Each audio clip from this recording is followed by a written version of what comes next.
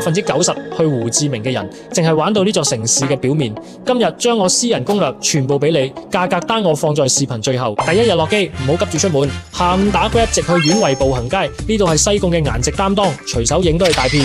傍晚去咖啡公寓，每一層都係唔同風格嘅咖啡廳，係全西貢最出片嘅角度，人均大約20蚊。晚上去 Propaganda Bistro 食越南菜，宣傳畫主題裝修，越南春卷、燒豬頸肉，人均大約80蚊。食完飯行5分鐘到 Fiber， 用百香果同越南咖啡調嘅雞尾酒，飲一杯大約60蚊。呢個先係西貢夜晚應該有嘅開場方式。第二日感受下呢座城市嘅歷史厚度。上午去古芝地道體驗 AK-47實彈射擊，門票加交通大約200蚊。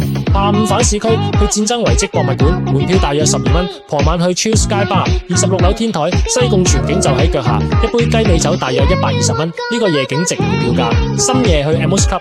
末日工業風夜總會，國際 DJ 駐場，呢個係胡志明市目前最火嘅夜總會，唔來會後悔。第3日全日參加湄公河1日遊，坐木船參觀椰子糖工場，食熱帶水果，包交通大約200蚊。翻嚟之後去 Win Barber Shop 體驗粵式洗頭，頭皮按摩加肩頸放鬆加耳部清潔，全程45分鐘，只要35蚊。